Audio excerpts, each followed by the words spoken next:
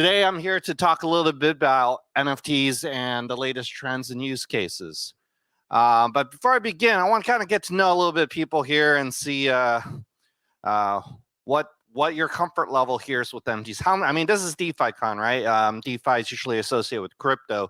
So let me ask you a question. How many people here actually own an NFT, let's just say, at least 1 year ago? Like any OGs here? Okay, a couple of you guys. How many of you guys just got into NFTs, let's say, the past 6 months? Okay, some of you. How many of you guys don't have any NFTs? Just what really want to learn a lot more about what they are about? Okay, a couple of you. And how many of you guys here, it doesn't matter what question I ask, it's just you won't raise your hand anyway? Yeah? Okay, so you guys back there. Awesome, amazing. So I guess I have to say next to go on next slide, right? So let me get started here. I'm going to go back in time, just kind of go over a history of what got this whole NFT craze, what it's all about, right? So NFTs, by the way, were experimented on all the way back since 2012, for that's those that don't know. And what I call is from 2012 to September of 2017, when the ERC 721 standard came out. I call this the pre-ERC 721 experimentation and a rise of memes, right? How many of you guys heard of Pepe the Frogs, like that frog? Yeah, some of you guys know. Well, that came out more towards 2017, but back then you had people that basically want to find ways to differentiate Bitcoins, right, by different colors and try to find a way to do it creatively on blockchains. You got some early experimentations of NFT type assets using counterparties, spells of Genesis. But 2017 is when things kind of got hot and interesting, right? You had CryptoPunks that came out, and soon after, you had individuals that basically created a programmable standard on Ethereum on what NFT should be all about. All right, so next slide, please. And from that point on, a lot of things really took off, right? So post 721, you had the rise of NFT marketplaces and a lot of play-to-earn games. CryptoKitties, for instance, some of you may remember, it crashed Ethereum with all the super high gas fees. But compared to today, it's kind of low, right? And then 2018 is when like OpenSea Nifty Gateway took off, Axie Infinity in 18.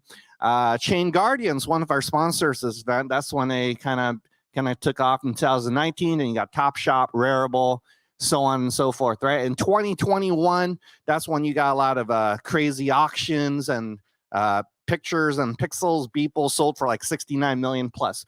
So from this point on, a lot of people ask, with all this FOMO, what exactly is the next trend? Next, please. And I'm going to talk a little about that. But first is, I don't know if you guys saw in the news, but just August, not too long ago, why are people talking about NFTs? Well, you got stories like this, right? Like there's this 12-year-old boy. He makes like $300,000 pounds, which is like $500,000, I think, from selling whale NFTs to whales, right? Pretty interesting, right? So obviously somebody who, come from, somebody we wouldn't expect to be in NFTs, definitely making a very large sum of money, and it just light bulbs went off where, hey, maybe I can do that too, right? Or I can create something interesting. From that to the next slide, please, or the next click, you have just 2 days ago, Adidas, they basically minted more than they made $23 million in NFTs and hit a few snags. The snags they're talking about is they actually spent over $7 million in Ethereum gas fees. And they're like, oh my God, it's kind of high, and maybe we should pause a little bit, right? How many of you guys here actually got a piece of the Ethereum, the Adidas NFT? I'm just curious. Oh, wow. A couple of you. Okay. So, well, it's kind of like history, right? Recently, now you got big brands like Nike, Adidas, they're all getting in. Whereas back then, it was just individuals that we thought was our crazy friend who would spend their fortune buying some of these things. So is it more than just JPEGs, as we talked about yesterday? Kind of is, right? So next, let's talk about some of the things here, though. Even though when NFT is taking off, you got a lot of folks that don't want NFTs to kind of change things, right? You have Steam banning games that have NFTs or NFT trading China is targeting NFTs now in addition to crypto. Next click, please. And then, of course, some players, they want to control that change. So you have like Facebook become Meta. They want to really control the metaverses and what the NFTs are inside. So next. Okay, so we have, okay, perfect. But then one thing for sure is history often repeats itself, right? I don't know if any of you guys remember, but in cryptocurrencies, in 2017, we have a top guy of JP Morgan that basically says Bitcoin is a fraud, cryptocurrency is a scam. And then we also, once again here, China shutting down Bitcoin mining and really cracking down on all the cryptocurrency exchanges, right? And what happened from that point on? Next click, please. And the interesting thing is just earlier this year, look how far we've come. We have Bank of America that basically says on public record, DeFi is potentially the most disruptive thing more than Bitcoin, all right? And how many of you guys were actually here earlier today when the founder or CEO of Celsius, Alex, was giving a talk? Most of you? Yeah? Well, I don't know if he's still here, but, you know, this is what he's talking about, right? The TradFi or CFI or the traditional finance guys, they're scared of what this industry can bring. And in fact, the more that China or maybe other countries decide to ban DeFi, the more volumes of trading in DeFi expands. And what that shows is no matter which philosophical belief, which country you're part of, people, or a lot of people, believe in ownership, the freedom of ownership of your assets. And if you truly own something, you should be able to do whatever you want with it, right? Trade it, sell it, so on and so forth. So my question is, next, please. What do you think, despite these folks saying all the FUD about NFTs or what will come out of it? You know, where will it be in the near future? Is it here to stay? Because I know a lot of us think NFTs are inevitable, right? We can turn any type of asset in NFTs. Maybe one day houses will come in NFTs, right? The titles of houses, etc. Next, please. But we really have a problem is because if we want that, right now we really only have that, which is a dead asset, right? Because, you know, you can only buy and sell NFTs, right? That's really all you can do. You can't do anything with it. It's like being able to buy a really fast car, a Ferrari, and you can just show it off to your friends, right? And yes, you know, whether you agree with it or not, NFTs are speculated on. People could spend very large sums of money in the world buying and selling them, but does it actually add direct value to this world? Maybe not necessarily, though you can debate artistically, collectability, yes. So one of the things here at Vera, which is Vera Labs, the firm that's developing Vera, what we're doing is, you'll hear a little bit later, is we are enabling for the first time the ability to rent or mortgage NFTs in a very decentralized manner. And what we want to do is allow NFTs to have a lot more utility, right? If you're willing to pay rent on something, that means there's value. And the focus is, how do we go from an era of just mad speculation to actually having confirmed value of NFTs, right? So let's go to the next slide, please. There's supposed to be a video here that's like a minute long. I don't know if it works and plays on your computer. That gives a quick overview. It does not. All right, no problem. We'll skip the video, right? If you want to check out video, it's on our website. It's basically 1 minute and explaining exactly the vision and mission of what we want to do.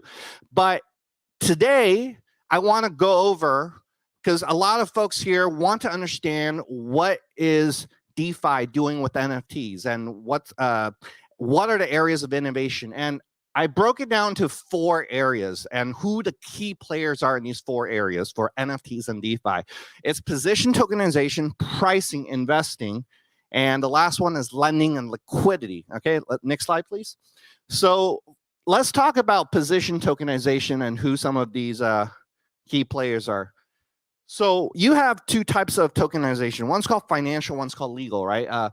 So some of the key players in position tokenizations like Uniswap. If you stake some of your NFTs, that stake, that financial position can be represented by an NFT. And Curve is allowing cross-asset swaps with NFTs. These are new implementations they're doing right now on their platform. These are, for those that don't know, these are decentralized exchanges, right? And legal positioning involved just recently, for example, Yearn Finance got hacked for about $2 to $3 million. And Nexus Mutual, an insurance company, which is, by the way, centralized, right? They apparently wouldn't, for example, when Celsius got hacked, they did not compensate Celsius's hack, but Celsius still paid out everyone. But for Yearn, they did. And what they did was they allowed the insurance policy you had to be an NFT. So technically, you can go ahead and sell or swap that insurance policy to others. So that's a pretty interesting use case of NFTs. Next. In terms of pricing, some of the players right now in the DeFi space for NFT include three separate areas. One is floor price determination. This is still a very big challenge because there's not enough trading volume to really determine if the pricing is real or not. But you have folks like Nifty, NFTX, and Nifty 20. They're basically creating similar to index tracking of different classes of NFTs, right?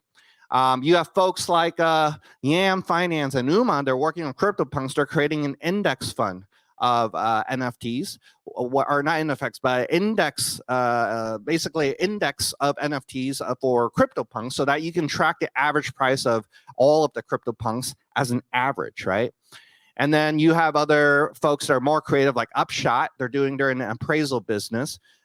They're using social engineering other ways. For example, they'll do surveys and asking the public, hey, would you pay this for this NFT or not? But they're trying to use other ways to appraise the value of NFTs. So you got a lot of players in the appraisal business. Next. And then, of course, you have the third area of DeFi innovation is in investing.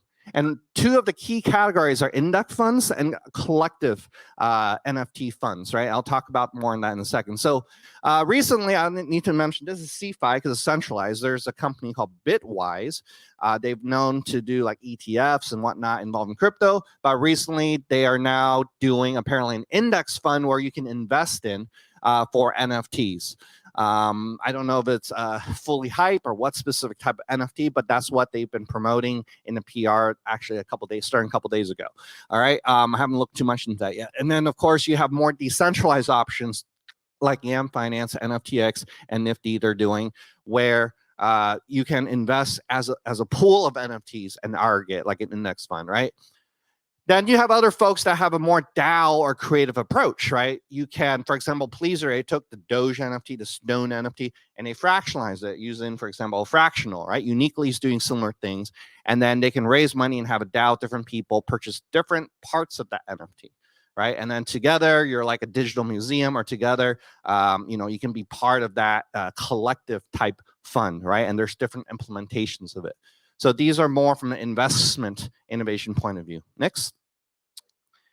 And lastly, but not least, my favorite subject is on the subject of liquidity and lending. And what are the key players in innovation in this space? Because NFTs are highly illiquid, right? So they're really just bought and sold. If you can get someone to buy and sell it, you can't really have other ways to generate liquidity. However, liquidity is extremely important if we want to move away from speculation and more towards, hey, knowing exactly what the value is of different NFTs.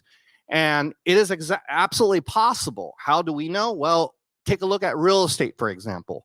Every single house, no matter commercial or residential, it's an asset and it's illiquid. However, you have products right now like mortgage-backed securities and other types of financial products in real estate market that made that possible, right? And so why can it not be possible in NFTs, especially by asset classes? It's absolutely possible. And there's several players moving towards that vision.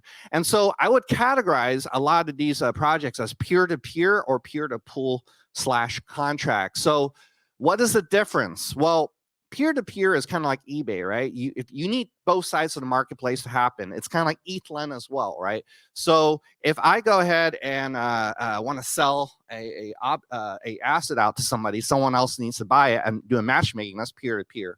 But if I directly interact with a smart contract, for example, I don't necessarily have to wait for the other party to transact with me. That's kind of peer-to-contract, peer-to-pool. So in the peer-to-peer loan space where you can, hey, I got a CryptoPunk, I got an NFT, I think it's worth so much, I want to be able to take a loan from it. You got players like NFT Fi and PonFi doing these things right now.